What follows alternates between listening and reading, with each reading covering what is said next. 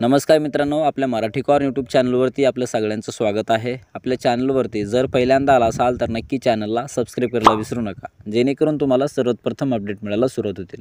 तर मित्रांनो, आज आपण आपल्या चॅनलच्या माध्यमातून एक महत्त्वपूर्ण व्हिडिओ आपण पाहणार आहोत की संजय गांधी निराधार योजनेचा एक नवीन GR राज्य शासनाने प्रविष्ट केलेला आहे आणि यामध्ये एक खूप मोठा निधी हा वितरित करण्यात आलेला आहे। तर याबद्दल सविस्तर माहिती आपण या व्हिडिओमध्ये बघितलेली आहोत, तर नक्की व्हिडिओला शेवटपर्यंत बघायला विसरू नका।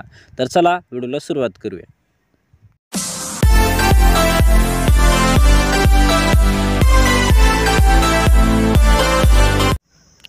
तर मित्रांनो, तुम्ही हा GR पाहत असाल की हा GR संजय गांधी निराधार योजनेचा हा महत्त्वाचा GR आहे आणि या GR अंतर्गत जो काही अर्थसहाय्य निधी आहे तो किती ह्याच्यामध्ये देण्यात आलेला आहे, म्हणजे 4 महिन्याचा निधी हा अगोदरच याच्यामध्ये देण्यात आलेला आहे।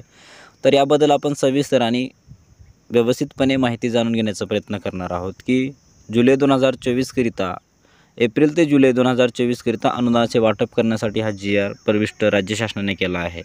तर तुम्ही हा जो काही शासन निर्णय आहे तो पाहत असाल की सन 2024 आणि 25 आर्थिक वर्षाकरिता संजय गांधी निराधार योजना असेल, म्हणजे संजय गांधी निराधार योजनेसाठी जो काही जिल्हा स्थापनेसाठी रुपये हा निधी व्यतीत करून आणण्यात आला आहे तो आहे बघा 41,87,48,760 रुपये एवढा निधी हा वितरित करण्यात आलेला आहे। त्याचबरोबर वृद्ध आणि भूमिहीन शेतमजुरांना, जे शेतामध्ये काम करणारे असतील वृद्ध आणि भूमिहीन अशा मजुरांना या योजनेसाठी 17,17,25,840 रुपये एवढा निधी हा वितरित करण्यात आलेला आहे।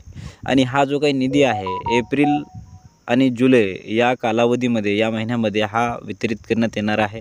तर अशा प्रकारचा जो काही हा निधी आहे हा 4 महिन्याचा निधी अगोदरच मंजूर करून घेण्यात आलेला आहे। तर अशा प्रकारे अजून काही याच्यामध्ये म्हणजे आपण जर बघितलं तर अर्थसंकल्पीय तरतुदीतून अजून एक वेतन या उद्दिष्टासाठी प्रविष्ट करण्यात आलेला आहे की संजय गांधी निराधार अनुदान योजना ही जिल्हा स्थापनेसाठी 10,46,47,87,190 अशा प्रकारचा सुद्धा निधी यासाठी वितरित करण्यात आलेला आहे। तसेच वृद्ध आणि भूमिहीन शेतमजुरांना 4,29,29,460 रुपये अशा प्रकारचा निधी हा वितरित करण्यात आलेला आहे। तर या इतका निधी BIMS प्रणालीवर वितरित केला आहे आणि सदर निधी सर्व विभागीय आयुक्त कार्यालयांना एप्रिल ते जुलै 2024 कालावधीकरता एक वेतन या उद्दिष्टासाठी या शासन निर्णयान्वये सोबतच्या विवरणपत्रांमध्ये निधी वितरित करण्यात याद्वारे मान्यता देण्यात येत आहे। तर अशा प्रकारे उपयुक्त आयुक्त, म्हणजे सर्व जिल्ह्याचे उपयुक्त आयुक्तच्या माध्यमातून सर्व जिल्ह्यांमध्ये हा जो काही निधी आहे तो लवकरच वितरित करण्यात येणार आहे।